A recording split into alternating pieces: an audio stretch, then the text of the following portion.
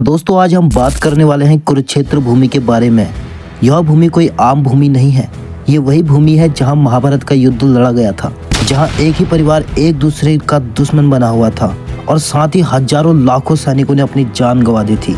इस भीषण युद्ध में बड़े बड़े महाराजा सूरवीर इस भूमि में ढेर हो चुके थे। लेकिन सवाल यह आता है कि महाभारत का युद्ध करने के लिए कुरुक्षेत्र भूमि को ही क्यों चुना गया? आखिर ऐसी क्या वजह रही?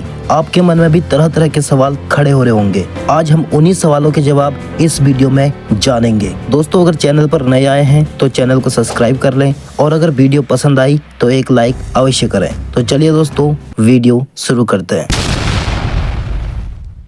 हम सभी जानते हैं कि महाभारत और कुरुक्षेत्र के बीच गहरा संबंध है। भगवान कृष्ण ने अर्जुन को गीता का उपदेश भी यहीं दिया था। पौराणिक कथाओं के अनुसार महाभारत का युद्ध 18 दिनों तक कुरुक्षेत्र में लड़ा गया था।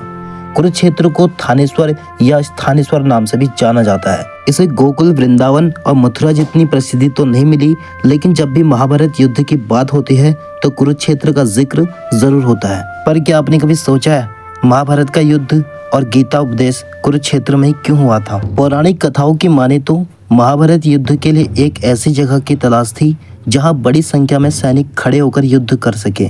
इसके लिए जगह चुनने की जिम्मेदारी भगवान कृष्ण को दी गई थी।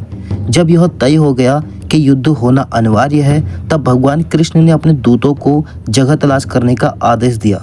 भगवान कृष्ण को पता था कि महाभारत का युद्ध बहुत ही भीषण होने वाला है, इसलिए युद्ध भूमि भी काफी विशाल होनी चाहिए। तभी भगवान कृष्ण को उनके दूतों ने एक ऐसी जगह बताई, लेकिन उनमें से एक दूत भगवान कृष्ण के पास बहुत ही पीड़ा में पहुंचा। आपको बता दें मित्रों, महाभारत के लिए कुरुक्षेत्र को ही चुने जाने के पीछे एक दिलचस्प कहानी है। जब भगवान कृष्ण ने दूत से उसकी उदासी का कारण पूछा तो उसने कुरुक्षेत्र में घटित एक घटना बताई। यहाँ दो भाइयों के बीच खेत में मेड़ बनाने को लेकर झगड़ा हुआ था। दोनों ने खेत में बंटवारा किया हुआ था। एक खेत का पानी दूसरे खेत में न पहुंचे, इसलिए खेत में मेड़ बनाई गई। एक दिन मेड़ टूटने पर दोनों भाइयों के बीच झगड़ा हो गया। झगड़ा इतना बढ़ गया कि बात मारपीट तक पहुंच गई और बड़े भाई ने छोटे भाई की हत्या कर दी। उसकी लाश को मेड़ बनाने की जगह पर रख दिया, जिससे सिंचाई का पानी रुक गया। कहा जाता है कि दूत द्वारा सुनाई गई कहानी के बाद यह फैसला किया गया कि भाई भाई, गुरु शिष्य और सगे संबंधियों के युद्ध के लिए इससे बेहतर जगह कहीं नहीं हो सकती। यहाँ की भूमि इतनी ज्यादा कठोर थी कि चाहकर भी किसी का मन द्रवित नहीं हो सकता था। हालांकि भगवान कृष्ण इस बात को लेकर शंका में थे कि कहीं पांडवों कौरवों के दबाव में आकर कोई संधि न कर ले, इसलिए महाभारत का युद्ध होना अनिवार्य हो गया था। इसी वजह से भगवान कृष्ण ने बहुत सोच समझकर कुरुक्षेत्र भूमि को ही युद्ध के लिए चुना था। कहते हैं कि इस युद्ध में जितने सैनिकों की मौत हुई, उनके खून से यहाँ की मिट्टी आज भी लाल रंग की है।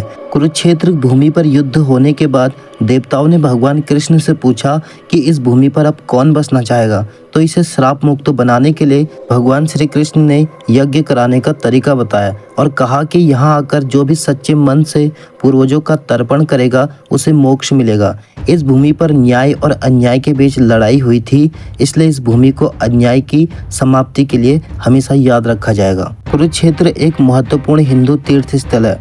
बहुत कम लोग जानते हैं कि यहाँ बासमती चावल की खेती की जाती है, बहुत ही मशहूर है। महाभारत का युद्ध हस्तिनापुर से 185 किलोमीटर दूर कुरुक्षेत्र में हुआ था। इस युद्ध का उल्लेख महाभारत के वन पर्व में मिलता है। आज भी यह मान्यता है कुरुक्षेत्र में जाकर हर कोई पाप मुक्त हो जाता है।